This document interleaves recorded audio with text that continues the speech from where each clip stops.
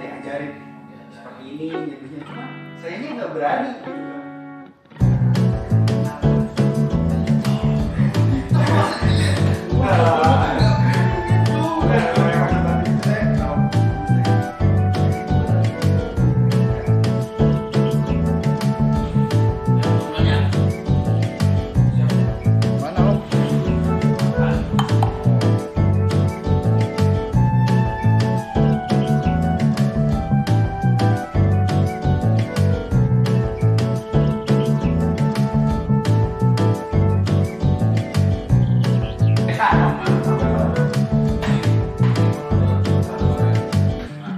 Oke, hilangkan sejenak penatmu, berdansalah bersama. Jangan lupakan kopi hitammu. Alright, ayo berdansa.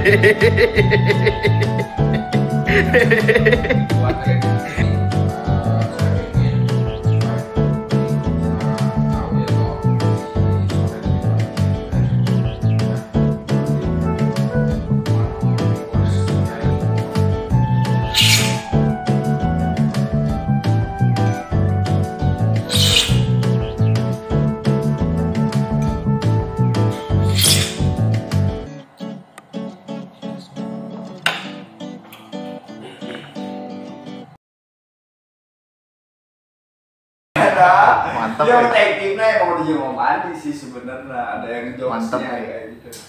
Oke toh, kita ketemu lagi di YouTube channel Dimas Family. Nah kali ini kita mau coba ngebahas tentang kopi toh. Siap. Udah lama nih sebenarnya.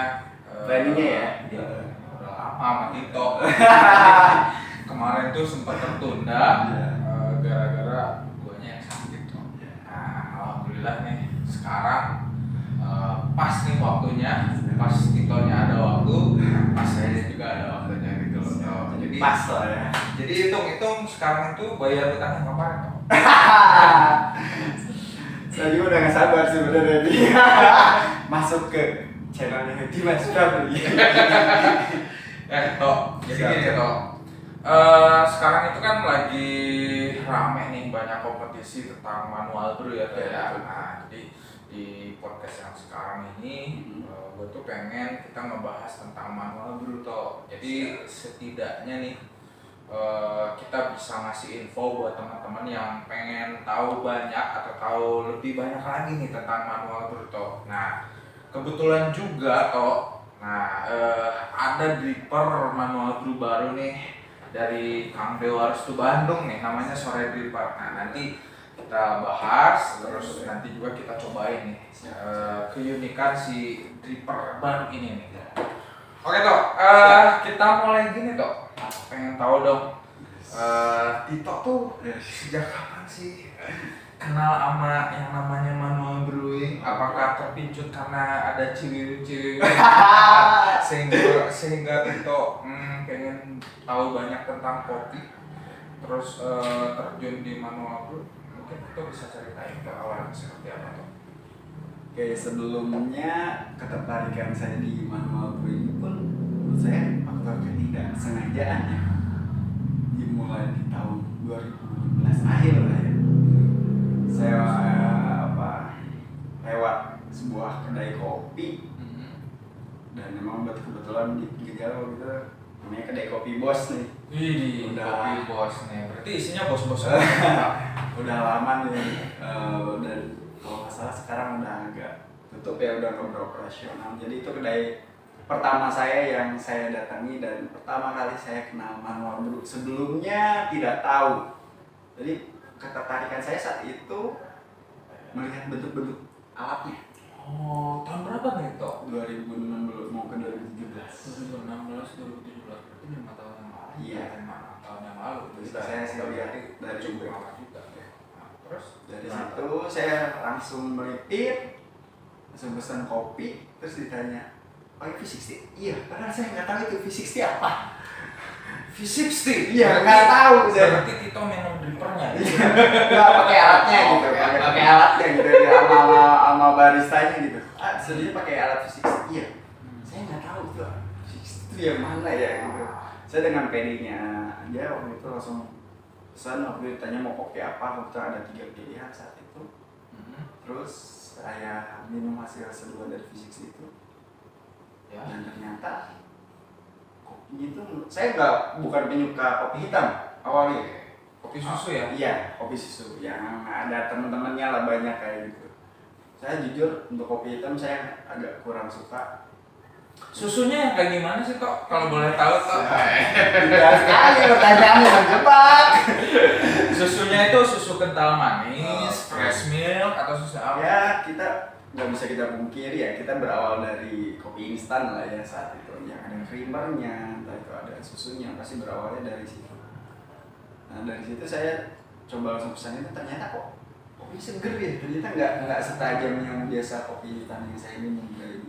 Tidak semenakutkan yang Iya, dibayangkan. betul. Ya. Malah saya dapat first impressionnya itu ketika minum kopi murni ya, saat itu tanpa campuran apapun. First impression saya nggak kapok, malah kok seger kayak gitu. Luar biasa guys. Ternyata Om Tito nih pas pertama kali minum black coffee manual brew V60 first impressionnya itu seger. Iya, kopinya kok seger gitu buat saya. Yang bikin seger itu apa kok? Kalau boleh tahu. Karakter acidnya itu, asamnya itu yang ada di kopi. Nih buat teman-teman nanti boleh komen ya di bawah. Yes. First impressionnya sama nggak nih sama Kang Tito, seger atau keset-keset atau mungkin kalau teman-teman agak berbeda nih pada saat pertama mencoba V60 sebetulnya bukan pingin kopinya tapi pingin disajikan oleh baristi. Sebenarnya kita juga sama. Tapi kebetulan saat itu baristi di Kawah belum ada ya. Ya baristinya bewokan. Jadi gitu, terus abis itu saya lihat ke meja seduhnya itu ada beberapa alat ya. Oh, alatnya apa aja kok? Ada V60 waktu itu, terus ya ada apa? Vietnam drip, terus ada sipon.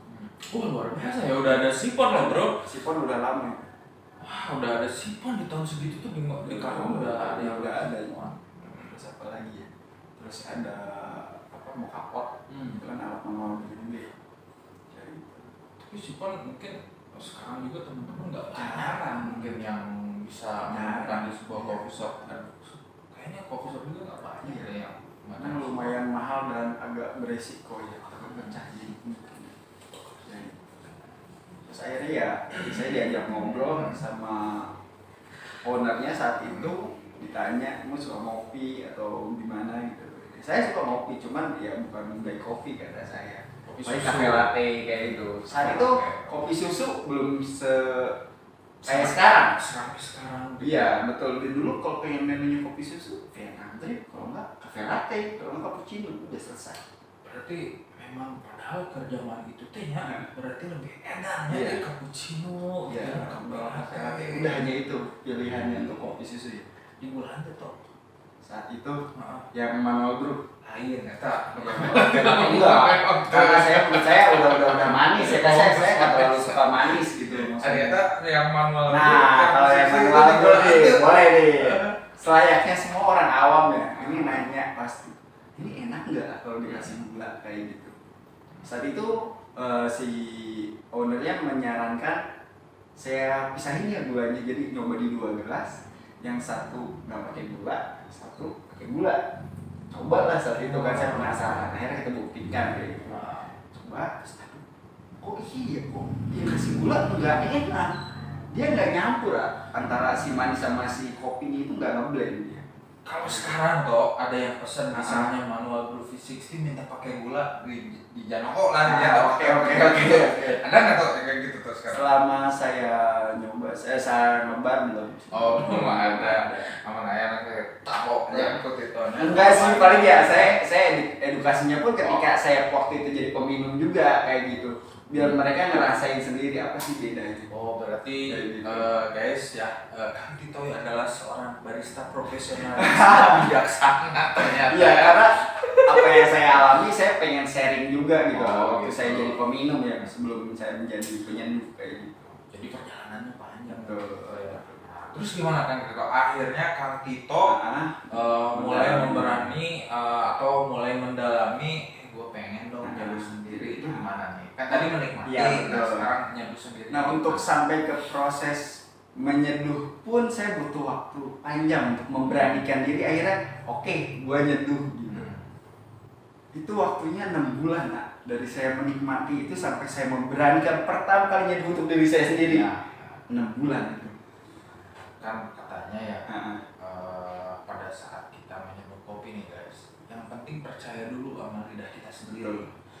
Aduh lah cek batur dengan atau kumaha, penting mah ngeunah lah yang sorangan. Betul, sesimpel itu ya, kayak. Iya. Jadi yang penting enak dulu buat diri sendiri. Makanya saat itu saya coba pengen ngerasain dulu yang ya akhirnya pun saya diedukasi ya oleh ownernya itu hampir saya Siapa sih orangnya kok? almarhum dulu ada namanya Bang Agung Oh. yang ya dia udah meninggal, beliau yang edukasi saya hampir tiap hari. Saat itu saya penasaran, saya tiap hari datang saat itu tiap malam gitu ke situ karena saya belum tahu di Kerawang udah ada berapa sih kedai manual di saat itu. Jadi yang terdekat dari rumah ya itu.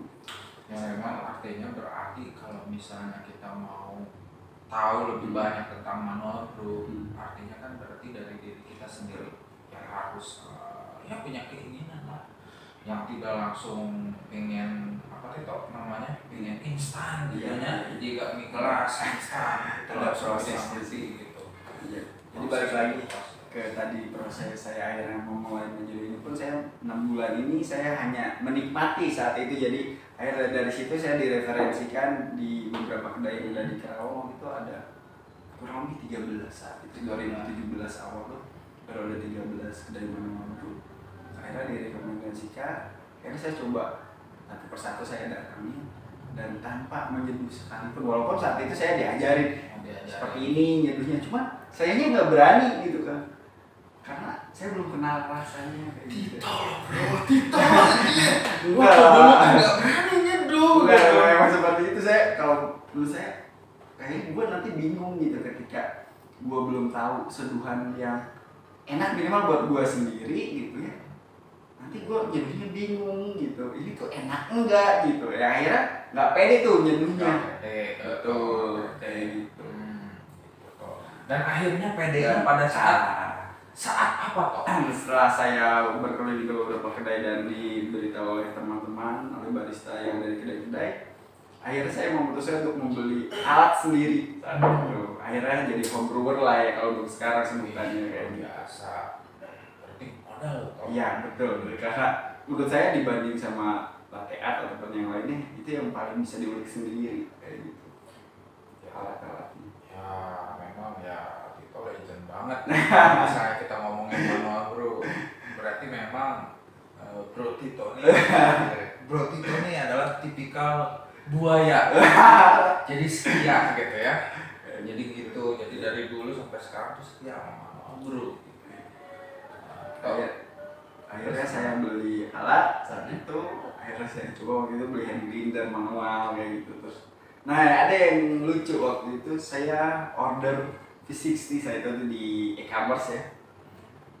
Itu di tampilan itu sesuai dengan tapak atas tapak satu itu bentuknya V60 dengan sampai kulirnya pun gitu ya. Dan ternyata ketika datang saat itu lubangnya kecil asli itu ketipu gua. Jadi yang lubangnya harusnya besar itu tuh kecil palsu Tapi itu menjadi barang rel. Iya. Yes, gitu. Tapi kan apa papernya nggak masuk loh, akhirnya kan nyangkut.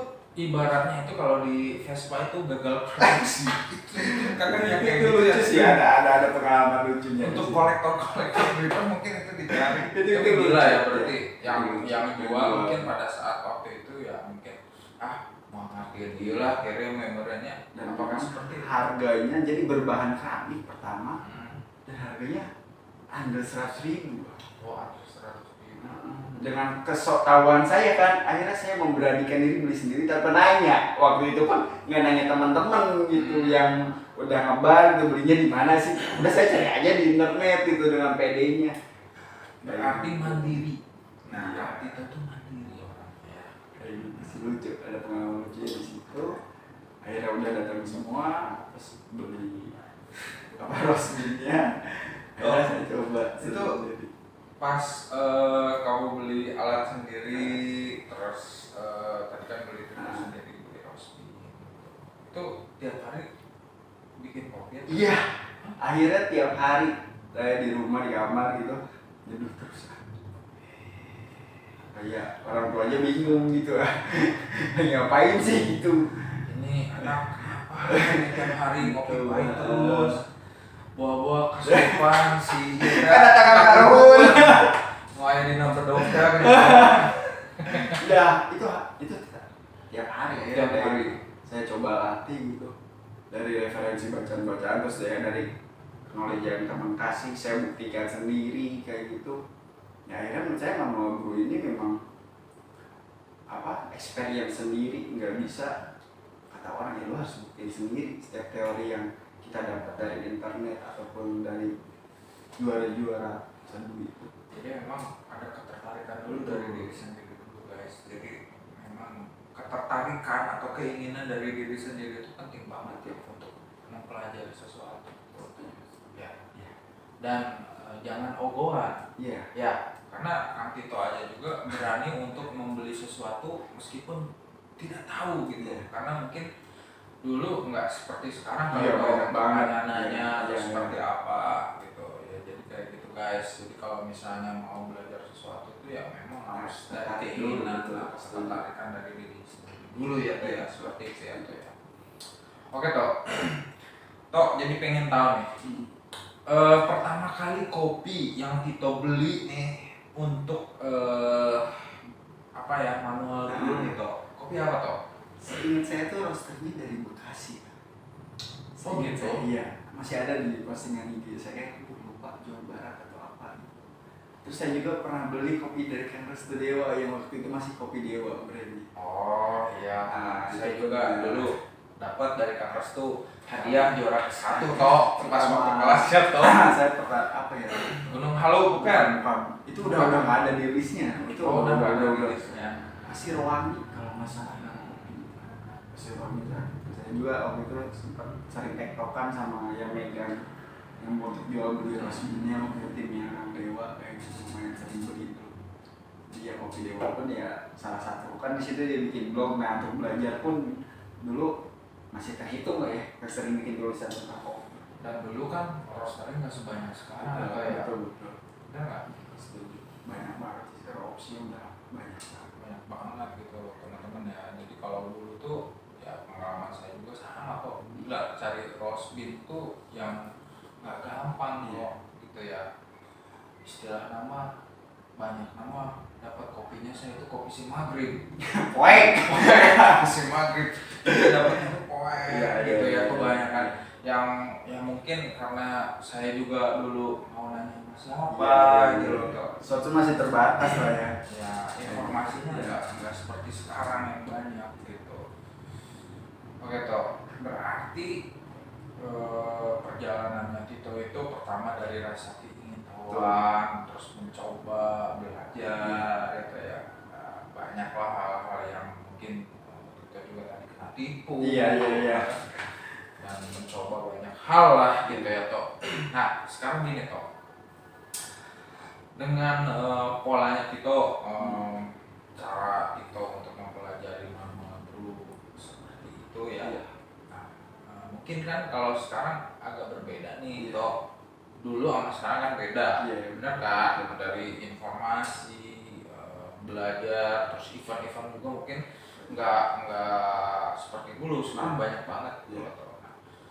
Nah, menurut Tito nih, buat teman-teman nih yang baru mau belajar Manual Brew nih, step-stepnya kayak gimana Tok? Kalau pengen belajar Manual Brew, karena kan masih banyak ya teman-teman, gue pengen dong bisa belajar misalnya dong kopi nih Manual Brew. Nah step-stepnya kayak gimana Tok? Ya, oke. Kalau dari yang apa yang sudah saya pelajari sih, yang paling penting sensorinya dulu. Sensori. Ya. Sensori itu apa toh? Pengenalan rasa dan pelatihan lidah kita kan punya sensor ya. Manis kan di kopi itu kan ada manis, ada ada asamnya, ada pahitnya. Nah itu biar kita yang lebih terlatih, biar nggak cuma kenal pahitnya doang kayak gitu. Itu butuh jam ngopinya dibanyakin lah. Kayak gitu. Yang akhirnya kita tahu nanti ketika ke tahap seduhan itu seduhan yang ideal ya. Ideal itu seperti apa sih? Kayak gitu. Minimal rasa yang bisa dinikmati. Iya. Itu seperti apa? Mungkin kayak gitu kali ya toh. Ya. Terus juga bisa membedakan oh ini asam, Iya. oh ini manis gitu kan. Betul. Tuh, oke toh. Dari sensori terus step keduanya apa? Habis itu di peralatan sih kalau menurut saya ya, karena kalau belajar kita di kedai kita pasti terbatas ya. Kalau kita pengen ngasal lebih dalam lagi buat praktek sendiri harus beli sih menurut saya ya, buat alat di rumah. Betul. Nah, mungkin teman-teman kan pengen tahu juga toh, kalau misalnya beli alat tuh alatnya apa aja toh? Pertama ya hand grinder ya, grinder manual kayak gitu. Terus ya drippernya, terus ada timbangannya, terus ada ketronnya, terus ada paper plate, apa satu set alat manual brew itu ya harus dibeli kayak gitu. Ya minimal satu dripper dulu deh, satu jenis alat seduh dulu kayak gitu.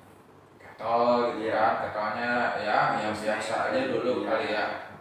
Nah, toh kalau misalnya kan tadi dari sensori terus ke alat gitu ya toh. Nah, kira-kira nih kalau misalnya aku pengen dong gitu ya beli alat gitu, alat yang paling sederhananya kira-kira kita harus punya budget berapa nih? Jadi biar teman-teman Murah. biar teman-teman juga ibaratnya wah ini juga Iya. terus saya punya gitu. Nah untuk alat sendiri saya pun cuman V60 ya saat itu yang bisa saya beli, karena menurut saya itu paling murah kali ya dibanding dripper kayak Kalita ataupun yang lain, dan bahan-bahannya pun kan beda-beda ya. Nah akrilik ini kan di bawah 100.000 kita udah bisa dapat kayak gitu untuk V60 ya. Kayak gitu. Jadi kira-kira berapa tato Totalnya kalau misalnya buat di rumah sendiri gitu loh toh?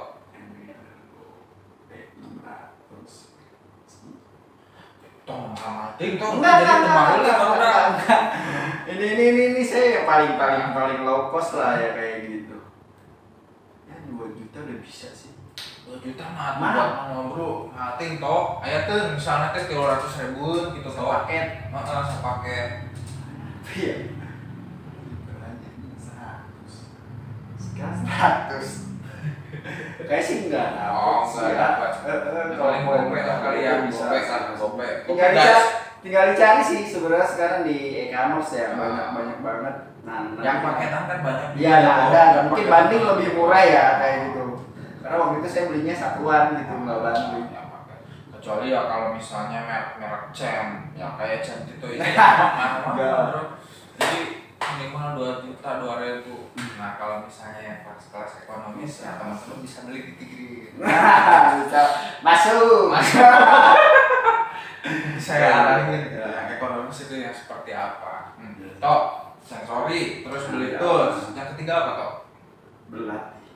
Berlatih. Iya, jadi terus sampai teori yang kalian dapat di internet ataupun dari teman-teman itu buktikan sendiri. Jadi jangan katanya nyeduh gini tuh hasilnya A, tapi ya harus kalian buktikan sendiri. Jadi akhirnya seduhan kalian bisa dipertanggungjawabkan kayak gitu. Kenapa sih gua ngelakuin ini? Nah toh berlatih nih toh ya. Nah saya nih punya temen nih yang sebut aja mereknya ya. Boleh. Si Dani lah Oke. ya, si Golden Boy ya. Golden Boy. Nah, dan itu kalau ngomong perbanyaklah silaturahmi katanya. Karena dengan silaturahmi itu kita bisa banyak belajar gitu guys. Itu Nah, pun itu gimana? Nah untuk silaturahmi sendiri betul saat itu pun saya untuk belajarnya ya. Waktu itu saya ya keliling kedai ke kedai kayak gitu. Langsung ngobrol sama baristanya kayak gitu. Itu bisa kita dapat ilmunya dari barista dari kedai yang kita punya. Betul sekali. Toh, nah tadi kan silaturahmi nih yang terakhir. Terakhir bukan gitu? Sebelumnya bisa buat teori ya. Teorinya bisa didapat di mana? Ya itu ya tadi silaturahmi pertama, internet. Terus sekarang sosok buat materi kopi juga banyak, buku-buku ada juga kayak gitu. Terus bisa nanya juga sama orang-orang yang ahlinya ya kayak gitu, kayak di Instagram banyak juga nih kan yang bikin konten, kita langsung DM aja sih menurut saya, dan mereka sih dengan Mau ya mereka juga mau mengajarkan kayak gitu. nanya-nanya aja. Yang malu di DM ya. bisa banget.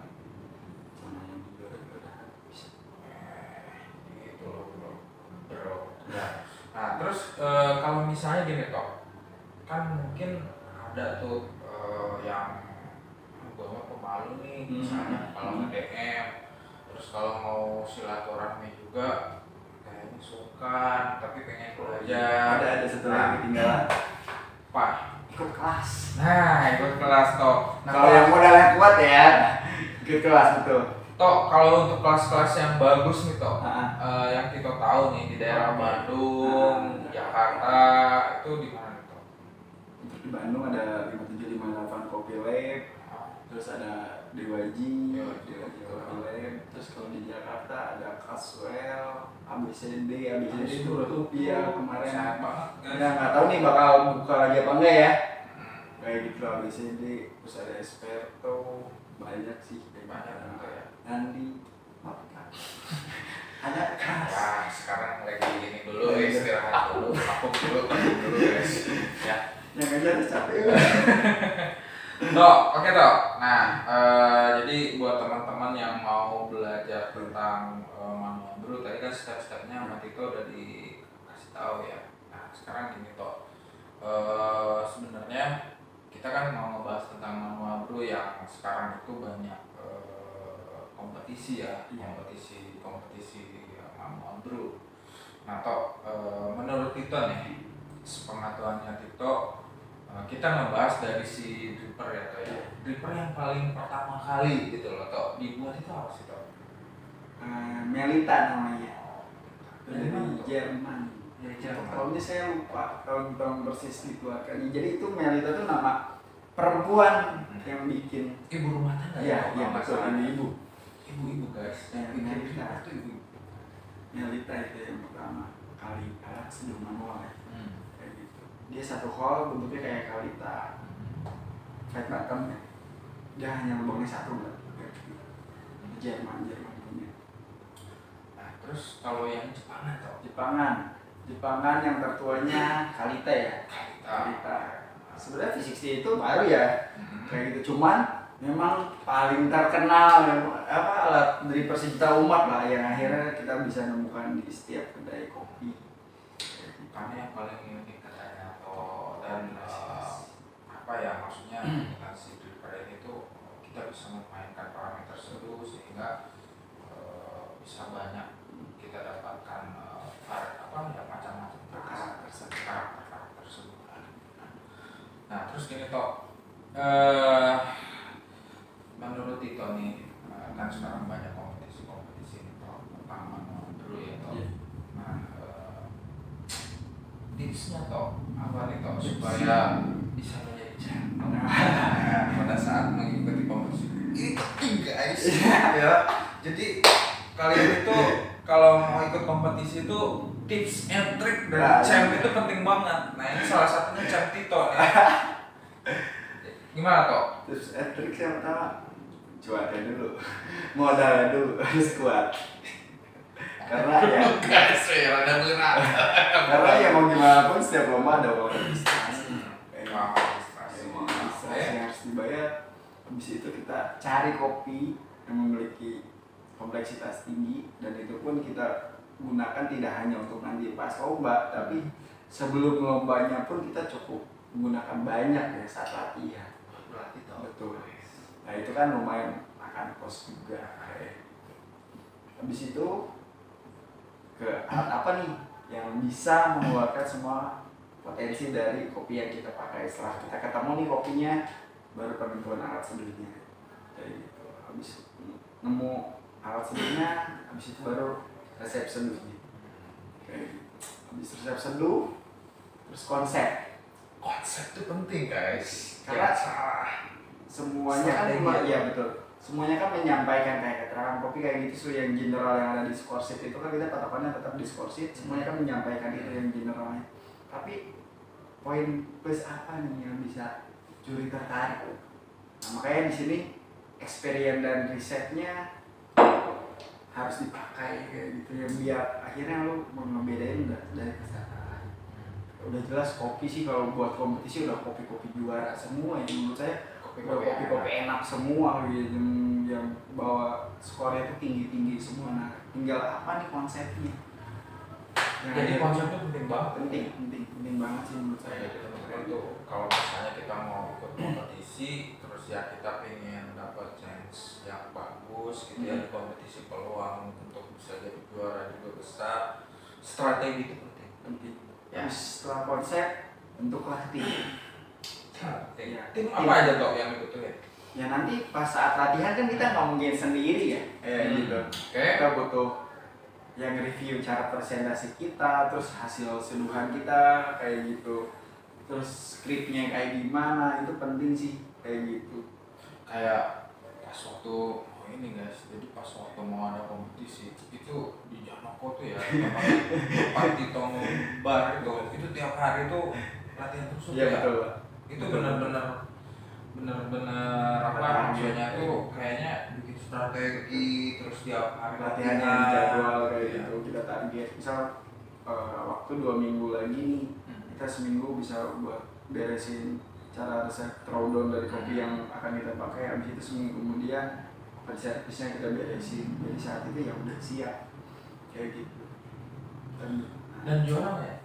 Kemarin alhamdulillah yang Kawis itu dari tim yang latihan bareng ya saat itu ada 2 orang yang juara. Oh, jadi yang benar konsep dan strategi terus latihan itu penting banget. Tim juga penting banget untuk dibentuk. Karena kita nggak bisa sendirian kayak gitu. Bingung juga ya, misalnya hasil seduhan kita Nyobain sendiri gitu. Benar aja. gimana ya? Jadi harus ada. Saya katanya gitu, tetap perlu tim ya. Oke. Jadi buat teman-teman tim itu perlu Dan disiplin ya latihannya. disiplin ya. Betul, harus terjadwal. Kadang ya saya lihat yang sekarang ini ya itu yang disiplinnya itu ya agak kurang sekarang. Kendalanya kadang suka ya males kayak gitu. Ketika lu udah akhirnya berkomitmen di kompetisi, ya pastilah di sisi lain kan kita punya kesibukan kegiatan yang lain. Nah, makanya ini harus diatur jadwalnya, jamnya biar nggak bentrok kayak gitu. Nah di situ ya kalau saya pribadi ketika akhirnya oke gue mau kompetisi nih, ya, gue harus konsekuen, gue harus nyiapin waktunya kayak gitu, harus menyiapkan mentalnya, terus ya semuanya pokoknya yang tadi saya bilang sebelumnya itu harus konsisten sih. Biar akhirnya gini, ketika ya akhir pun saya nggak juara, tapi saya udah puas karena saya udah melakukan prepare-nya, udah dilakuin semua kayak gitu.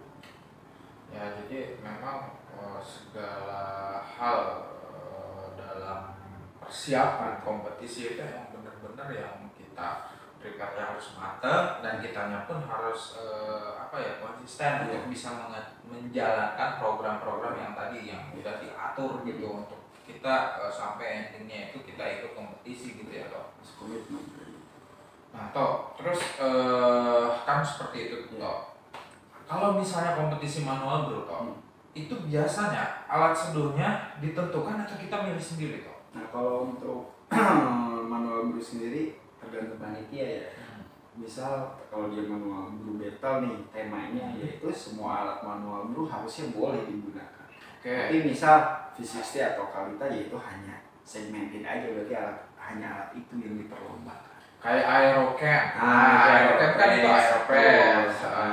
Kalau yang itu yang diadain di Bandung itu manual brew BBRC itu bebas. Oh itu bebas. Itu bebas. Oh itu bebas. Jadi memang balik lagi si panitianya itu dia rule regulasinya seperti apa gitu ya Teh ya. Sorry ada yang lewat. Ketika berkompetisi jangan lupa dibaca rule and regulation. Itu penting dan kadang peserta menganggap sepele.